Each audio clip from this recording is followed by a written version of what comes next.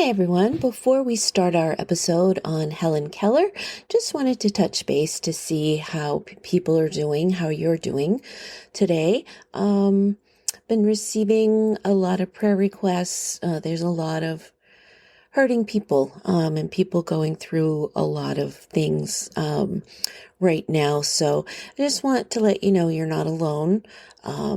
Reach out to me at Mindset Matters Podcast 1. That's the number 1, not ONE, at gmail.com. And you can just reach out if you have a prayer request or just want to touch base with someone so that you're not feeling alone.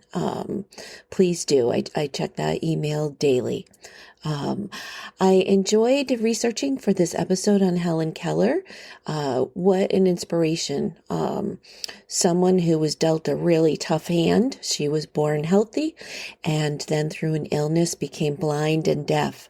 And instead of letting that be her woe is me story, she turned it around and really led quite an extraordinary life. So I hope you enjoy the episode today and take away that what we focus on grows. If we focus on our problems and what we don't have and give energy to it, that's going to grow and become overwhelming. But if we focus on our blessings and what we do have, we start to have gratitude and hope and joy. So on to our episode. Step into the extraordinary world of Helen Keller, a woman whose indomitable spirit soared beyond the constraints of blindness and deafness. In this episode, we unravel the layers of her remarkable life, exploring the triumphs, challenges, and the profound legacy she left on the world. Join us as we delve into the inspiring journey of a woman who transformed adversity into triumph, proving that even in silence and darkness, one can find the brilliance of a shining soul. Welcome to Mindset Matters, the courage to continue, the podcast where we explore the extraordinary lives of ordinary individuals who have overcome immense challenges and emerged as beacons of inspiration. I'm your host, Lisa Sinclair, and today we embark on a remarkable journey into the life of one such individual. This is episode 21, The Courage to Find Joy in Overcoming Obstacles, the hero heart of Helen Keller.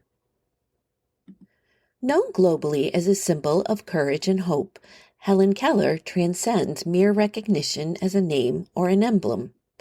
Her legacy is deeply woven with astounding intelligence, unyielding determination, extraordinary courage, and unparalleled achievements. Throughout her life, she devoted herself to the improvement of others, empowering individuals to recognize the potential within themselves and the world around them. A trailblazer from an early age, Helen Keller achieved the remarkable feat of becoming the first blind and deaf person to effectively communicate with the sighted and hearing world. This groundbreaking achievement catapulted her into international celebrity status at the tender age of 8 years old, an era predating the widespread advent of mass communications. Beyond the symbol she became, Helen Keller's life is a testament to the transformative power of resilience, intellect, and the unwavering pursuit of a better world for all. Born into the heart of Tuscumbia, Alabama on June 27, 1880, Helen Keller emerged into a world filled with both challenges and possibilities. The daughter of Arthur Henley Keller and Catherine Everett Keller, affectionately known as Kate, she grew up in the embrace of Ivy Green, a homestead constructed by her paternal grandfather years before. There, Helen lived with her 2 siblings, Mildred Campbell Tyson and Philip Brooks Keller, as well as her half-brothers from her father's previous marriage, James MacDonald Keller and William Simpson Keller. After a normal birth and healthy infancy, in a fateful twist at just 19 months of age, Helen encountered a mysterious ailment, a medical enigma characterized by physicians as, quote, an acute congestion of the stomach and the brain, end quote. Due to the high fever, modern medical perspectives suggest it could have been the ominous specter of meningitis or scarlet fever. This illness resulted in the loss of sight and hearing for Helen, and resulted in a difficulty with her speech development in her early childhood years. In those early years, Helen Keller found a bridge to communication through a remarkable connection with Martha Washington, a 2 years older companion and the daughter of the family's cook. Through Martha's expressive signs, Keller began to navigate the realm of understanding. By the tender age of 7, Helen had crafted a lexicon of over 60 home signs, a silent language that wove the fabric of connection within her family. Intriguingly, she developed the uncanny ability to identify individuals not by sight or sound, but by the distinctive vibrations of their footsteps. In 1886, Helen's mother, inspired by the triumphant tale of Laura Bridgman in Charles Dickens' American Notes, took a bold step. Determined to unlock her daughter's potential, she sent Helen and her father on a journey to consult with Dr. J. Julian Chisholm, a specialist in eyes, ears, nose, and throat in Baltimore.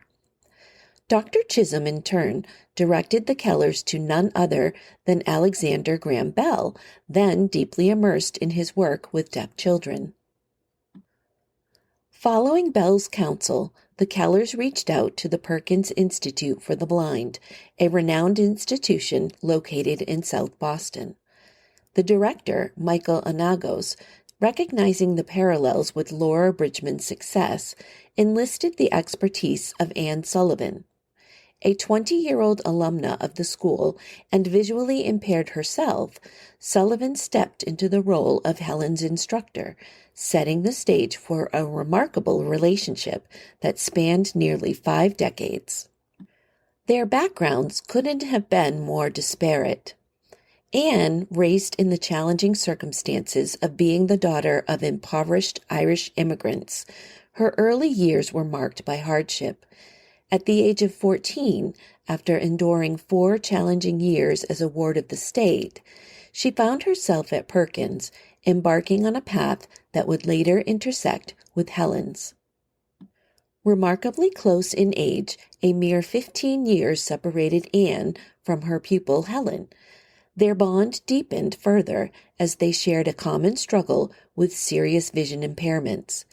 Anne, too, faced the challenges of vision problems and underwent numerous unsuccessful operations during her youth before experiencing a partial restoration of her sight. The parallels in their journeys created a unique connection that transcended teacher and pupil, forging a profound understanding between 2 individuals who had navigated challenging paths to arrive at a shared destination. On March 5, 1887, Anne Sullivan stepped into Helen Keller's world, marking the beginning of a transformative journey, etched into Keller's memory as her, quote, soul's birthday, end quote. Sullivan, armed with determination and a doll as a starting point, embarked on the task of unraveling the enigma of communication with the young Helen, who could not see nor hear. Initiating the process, Sullivan spelled out D-O-L-L into Keller's hand, initiating a method that would forever alter the course of Keller's life. However, grasping the concept proved a daunting challenge for Helen, who struggled to fathom that every object held a unique word tethered to it. The frustration reached a breaking point when, in an attempt to teach the word mug, Keller, overwhelmed, shattered the very object in her hands. However, Helen was not one to let trials defeat her. After many attempts, a breakthrough emerged. Helen, in her own words, recounted how she began mimicking Sullivan's hand gestures, unknowingly engaging in a monkey-like imitation. One morning at the water pump, Anne Sullivan held Helen's hands under the cool water, repeatedly signing WATER into Helen's hand. Immersed in the mesmerizing dance of her teacher's fingers, Helen stood still, captivated by the motions. Then, she says, like a whisper from the depths of forgotten realms, a misty consciousness enveloped me, a surge of returning thought. In that transcendent moment, the enigma of language unfurled before me. I grasped with unbridled clarity that WATER signified the wondrous cool essence flowing over my hand. The connection was made. The living word breathed life into my soul, casting aside shadows, illuminating hope, and setting my spirit free. In the wake of her transformative revelation, Helen wasted no time in unleashing her newfound understanding. Brimming with curiosity and determination, she insisted that Anne divulge the names of every familiar object that adorned her world, a demand that echoed her hunger for knowledge and connection. This opened the world to Helen, and she spent the next few years learning basic things and how to interact with family and friends around her. In 1894, Keller and Sullivan ventured boldly into the bustling city of New York. They went to the Wright Humason School for the Deaf. Simultaneously, they sought the guidance of Sarah Fuller at the Horace Mann School for the Deaf, adding new dimensions to Keller's educational odyssey. After a brief return to Massachusetts in 1896, Keller stepped into the Cambridge School for Young Ladies before securing a coveted spot at Radcliffe College at Harvard University in 1900. Embarking on a literary journey at the tender age of 22, Helen Keller unveiled her life's narrative in the captivating autobiography called The Story of My Life, written in 1903. Collaborating with her lifelong companions Anne Sullivan and Sullivan's husband John Macy, Keller's memoir delves into the adventures and challenges of her remarkable journey, capturing the essence of her experiences up to the age of 21. Helen continued to write and penned an influential article in 1907, thrusting a critical issue into the public eye. Her focus? The preventable tragedy of childhood blindness. Keller illuminated the importance of washing newborns' eyes with a disinfectant solution, a simple yet neglected practice at the time. In the wake of Keller's advocacy, this sensible public health measure swiftly gained traction, reshaping practices and safeguarding countless young lives. 1908 brought forth another captivating revelation with the publication of Helen's The World I Live In. Through the lens of Keller's words, readers were granted a profound glimpse into her unique perspective and the kaleidoscope of emotions that colored her perception of the world. A literary journey that transcended the boundaries of sight and sound, this work became a portal into Keller's inner landscape. In 1913, Helen penned Out of the Dark, a collection of essays that delved into the complexities of socialism. Through her elegant prose, Keller offered readers a nuanced exploration of societal structures and ideologies. Helen's interest in socialism and her activism provided a surprising twist in her 30s. She found herself entangled in a love affair, kindling a secret engagement that defied the expectations of her teacher and family. The object of her affection was none other than the finger-spelling socialist Peter Fagan, an enterprising Boston Herald reporter dispatched to Helen's home as a private secretary during Anne Sullivan's illness. However, amid the loss of Helen's father and her beloved Anne Sullivan, she did not marry, but continued her life as an activist for disability rights. Sadly, in 1936, Helen found herself holding Anne Sullivan's hand as she slipped into an eternal slumber, the result of a heart-wrenching coma caused by coronary thrombosis. Following this heart-rending loss, Keller met Polly Thompson and embarked on a new chapter, transporting their lives to the scenic landscapes of Connecticut. Polly Thompson, a spirited young woman hailing from Scotland, stepped into the role of housekeeper, despite having no prior experience with individuals who were deaf or blind. A tale of unexpected synergy unfolded as Polly, initially unfamiliar with Keller's world, transitioned from housekeeping to a secretarial role. Remarkably, she seamlessly became a constant presence and confidant in Keller's life. Their journey unfolded as a globe-trotting escapade where Keller and Thompson traversed the world, not merely as spectators, but as tireless advocates, raising funds and awareness for the blind. However, fate dealt another blow in 1957 when Thompson, after suffering a debilitating stroke, never fully recovered and eventually passed away in 1960. Enter Winnie Corbally, a compassionate nurse initially hired to care for Thompson in 1957. Instead of bowing out after Thompson's demise, Corbally chose to remain, becoming Keller's steadfast companion until the end of her remarkable life. Over the years, Helen Keller emerged not just as a speaker and author, but as a fervent advocate, championing a multitude of causes with passion and purpose. Her advocacy extended far beyond the realm of disability rights as she crisscrossed the globe, delivering stirring speeches in 25 countries that shed light on the challenges faced by deaf and blind individuals. In addition to advocating for disabled individuals, Helen was a trailblazer on multiple fronts.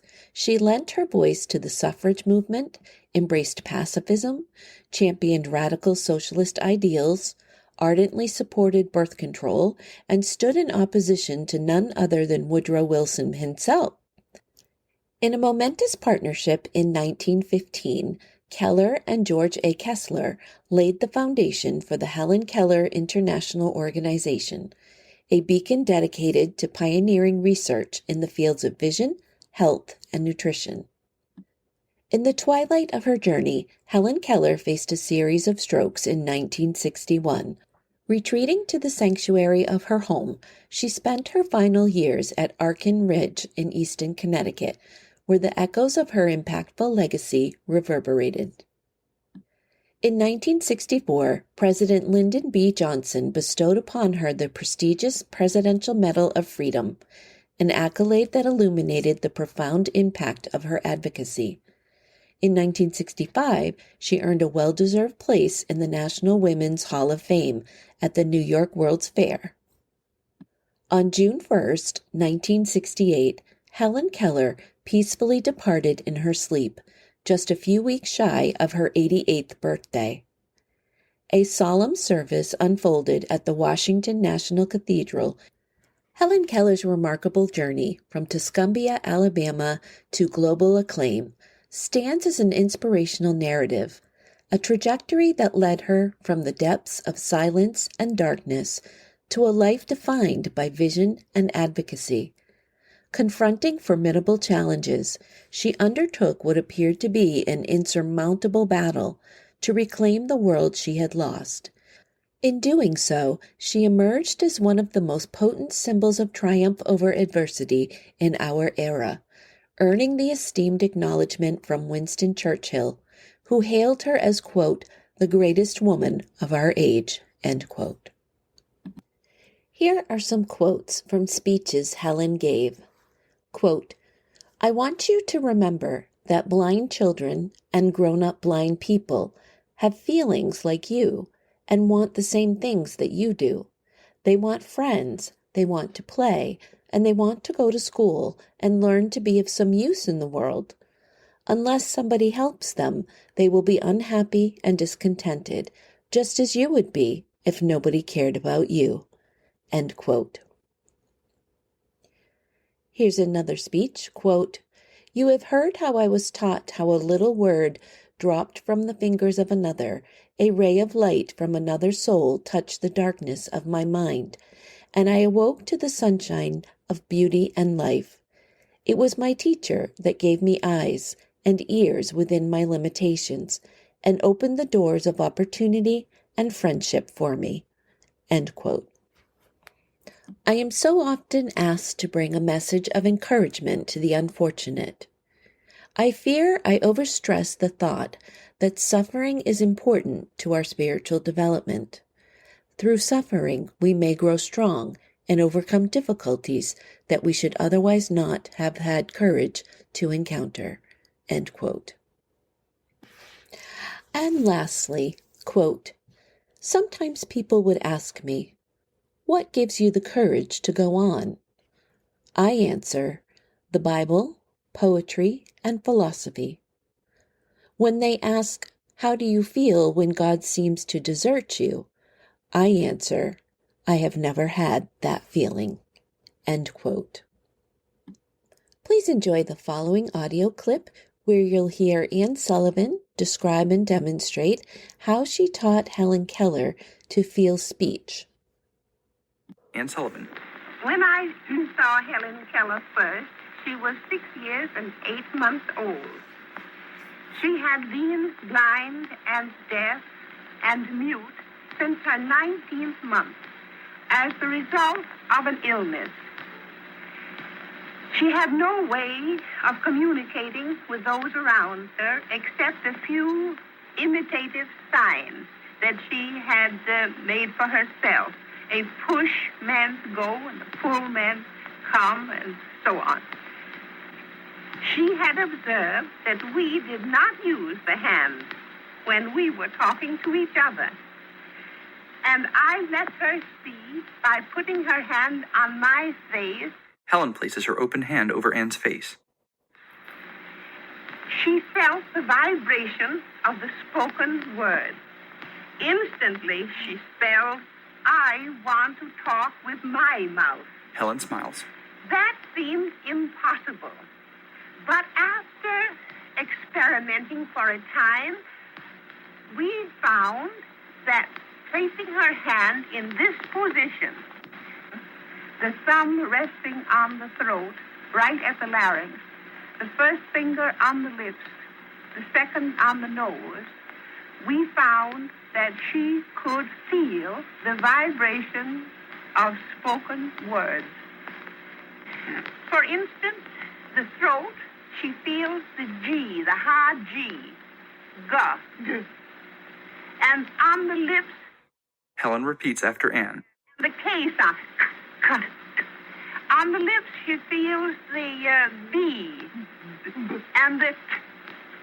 And with the second finger on the nose, the nasal sounds, the N, the M. The first word she learned to articulate was the little word it. With the hand in this position, I made the vowel I. She felt it. I. Then I made the T.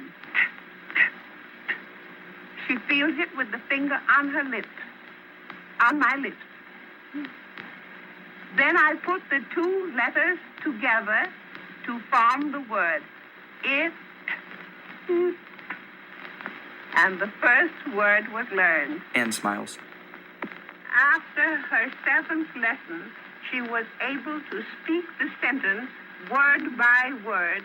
I am not dumb now. Helen smiles. I hope you've enjoyed today's episode and found it inspiring. My big takeaway was that in my readings about Helen Keller, I never came across anything where she became very depressed and discouraged and kind of pity party-ish about the fact that she became sick and lost her sight and her hearing. And I just admire that instead of focusing on what she lost, she focused on how she was going to overcome it. And I find that very inspirational. If you would like to check out our website, please go over to mindsetmatterspodcast1.com. And there you'll find a blog that has pictures that go with the episodes. And you'll also have ways of interacting, including leaving a voicemail or your address if you would like to receive a newsletter. I hope you'll join us for the next episode, which is going to be on the hero hearts of firefighters. Hope to see you then. Thank you for giving your time to listen to this episode of Mindset Matters, The Courage to Continue. You are of value. You are loved. You are not alone. If you are struggling with thoughts of suicide, help is available. Dial 988 24 hours a day for free confidential support. If you are not in crisis but need support, please feel free to reach out to me at the email mindsetmatterspodcast1@gmail.com. Again, that's all lowercase, mindsetmatterspodcast1@gmail.com. Remember to change your day by what you think and say. We'll see you next time.